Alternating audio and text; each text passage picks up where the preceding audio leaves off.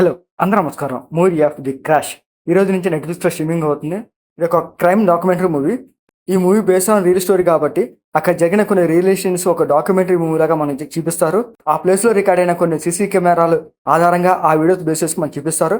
ఇది ఒక crime documentary కాబట్టి అక్కడ జరుగుతున్న కొన్ని ఇన్వెస్టిగేషన్స్ సీన్స్ పోలీసులతో కానీ జర్నలిస్ట్తో కానీ అండ్ వాళ్ళ ఫ్యామిలీస్తో కానీ జరిగే కొన్ని సీన్స్ అన్ని అవి వీడియోస్గా మనకు చూపిస్తూ ఉంటారు. ఈ మూవీ కంప్లీట్ డాక్యుమెంటరీ కాబట్టి సేమ్ డాక్యుమెంటరీ లాగా ఉంటుంది. సో మీకు డాక్యుమెంటరీ మూవీస్ నచ్చేటట్లయితే మీకు ఈ మూవీ చూడండి, లేకపోతే లీవ్ ఇట్.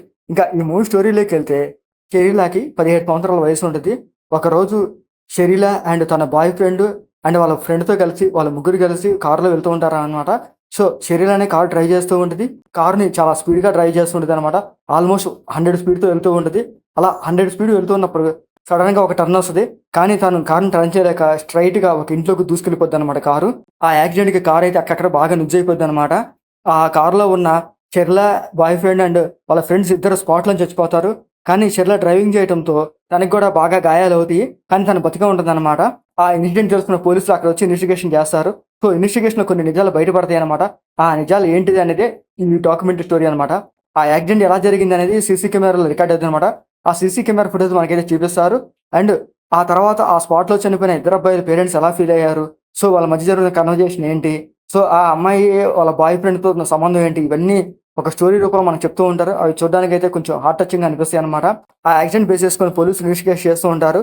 కార్లో ఉన్న ఇద్దరు అబ్బాయిలు స్పాట్లో చనిపోవటము, కానీ షెర్లాకి ఏంటంటే పెద్ద పెద్ద గాయాలు అవ్వటము, కానీ షెర్లా బతుకుండటము, ఇదేదో వాళ్ళు కొంచెం డౌట్ అనిపించేసి ఇన్వెస్టిగేషన్ సీరియస్గా చేస్తారన్నమాట. ఆ ఇన్వెస్టిగేషన్ కొన్ని నిజాలు బయటపడతాయి. దాని ఆధారంగానే షెర్లాని కోర్టుకి ప్రజెంట్ చేస్తారు. ఇంకా కోర్టులో ఆర్గ్యుమెంట్స్ ఉన్న జడ్జి సో ఫైనల్ తీర్పు ఏమిచ్చింది, షెర్లాకి ఎటువంటి శిక్ష వేసింది అనేది ఈ మూవీ స్టోరీ. క్లైమాక్స్లో కూడా దానికి సంబంధించి ఒక మంచి ఎమోషనల్ పాయింట్ పెట్టుకున్నారు. ఆ పాయింట్తోనే ఈ మూవీ ఎండ్ చేసేస్తారు. ఈ documentary based on true story కాబట్టి అక్కడ జరిగిన రిలేషన్స్ ఒక వీడియో ఫుటేజ్ లాగా మనకు చూపిస్తుంటారు. ఆ వీడియో క్వాలిటీ కానీ ఆడియో కానీ పర్లేదు, వినడానికి చూడడానికి అయితే పర్లేదు, బాగానే ఉంటుంది అనమాట. మీకు డాక్యుమెంటరీ మూవీస్ నచ్చేటట్లయితే మీకు ఈ మూవీ చూడండి, నెట్ఫ్లిక్స్లో స్ట్రీమింగ్ అవుతుంది, లేకపోతే లివ్ ఇట్. మీకు మా వీడియోస్ నచ్చితే లైక్ చేయండి, షేర్ చేయండి, సబ్స్క్రైబ్ చేసుకోండి. Thank you for watching.